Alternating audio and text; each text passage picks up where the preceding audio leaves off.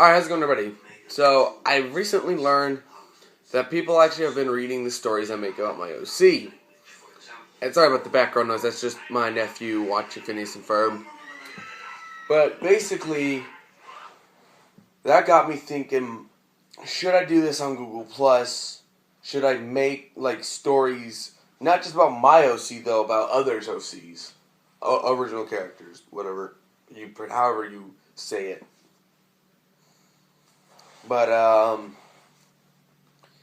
if so, if I get enough comments on this video, then I'll be like, okay, yeah, I'll go, and I'm gonna make another account that's Midnight Moon, my OC, and I'll use that for, putting up my stories, and I'll start off by scrolling all the way through my phone again to find my OC's name, my stories, and sharing them again, and then taking and copying them and pasting them onto my other account for writing stories. And I'll get on the MLP communities and be like, okay, anybody want a story about their OC written? And I'll be like, alright, mine, alright, I need name, age, well, I don't need age, I need name, gender.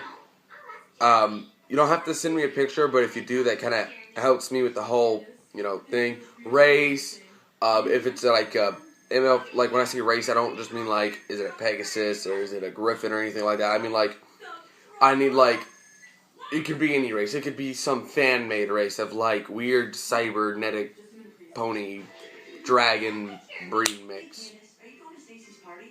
Yeah. But,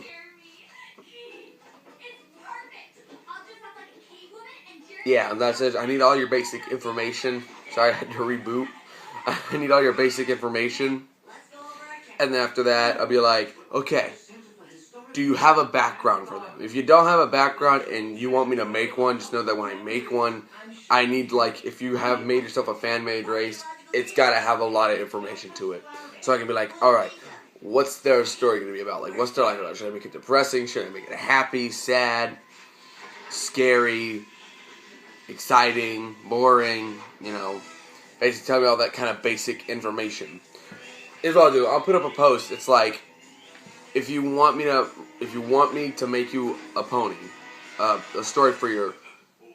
If I do this and you want me to make you a story for your OC, I'll put up a list. I'll post up a list with Midnight Moon, and it'll be tag me here. You tag my name, and it'll have all the basic information that I need to write a story for your character. Okay? Okay. Now on to the summary of my OC's life. It's actually just... I made it depressing because my life is quite depressing. I just had to bury my dog yesterday, so... yeah. So... his life started off in what's basically the pony version of Ireland. His father was a royal guard. Not for Twilight, but not for the princess, but basically just for the whole area itself, just for that town there. His mom was just a normal baker. She worked at a bakery there. They had no idea what their son was going to be, so they just named him Midnight Moon. And basically what happened is that one day Queen Chrysalis came, raided the town, and killed his parents, along with a few other people because of some weird thing about love.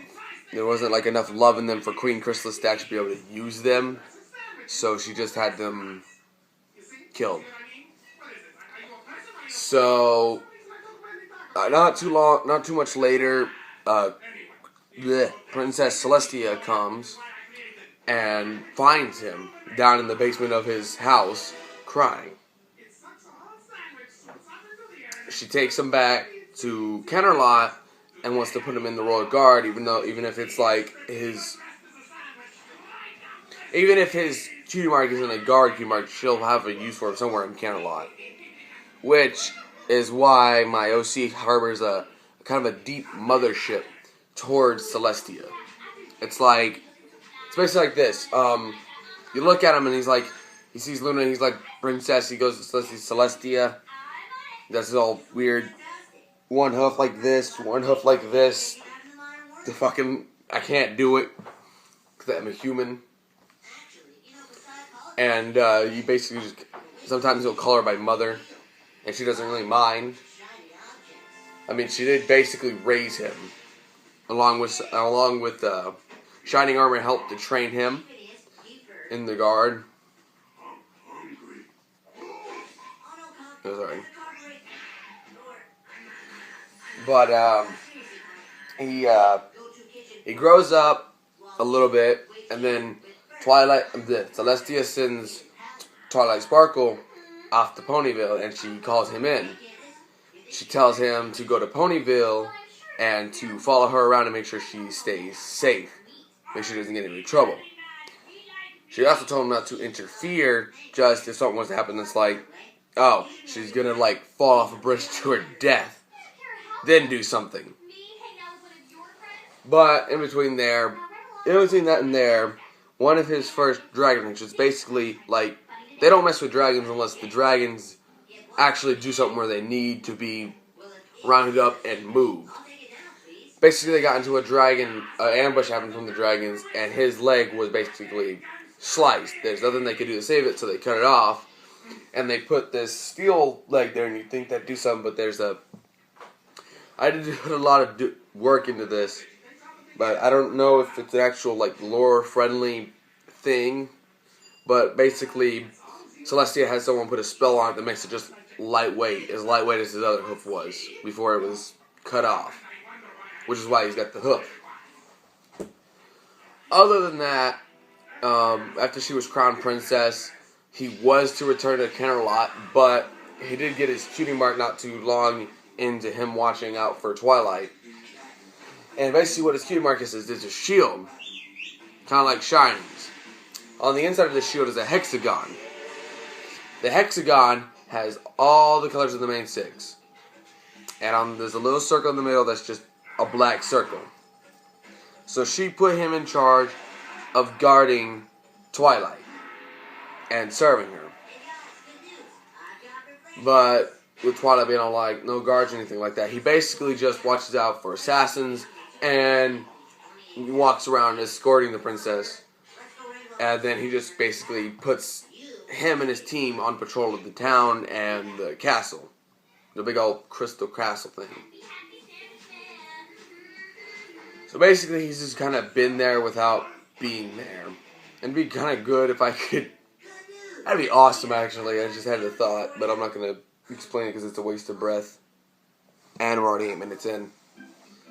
But after that, it's basically I have to watch more of the show. It basically just stands guard, and every about week or so, he writes a report to Shining Armor. That's okay, this many break-ins has happened. This many assassination attempts have happened. She's got here, there, fucking everywhere, freaking everywhere, bucking everywhere, blah. Oh god, that sounded wrong. She's bucking everywhere. But that's basically it. So, that's basically his story up to here. And then there's the stories that I'm writing. So, yeah. If you guys want stories made of your OCs, and enough people are yeah, do that, make the stories a thing, make fanfics or whatever. No clock fics, though, I won't be doing that. I mean, I could, but I won't, because I just couldn't. I'm not saying I'm not saying I hate cloppers or anything like that. I don't. But my friends are those guys, and it gets kind of weird because they're on the Xbox and I walk in and just, well then! That's an image I'll never get out of my head. So I'll just close the door and wait for him to turn it off and tell me to come back in, and I'll come in and we'll hang out. Anyway, yeah. You guys want me to do that? I'll make another account and do that. Alright, bye.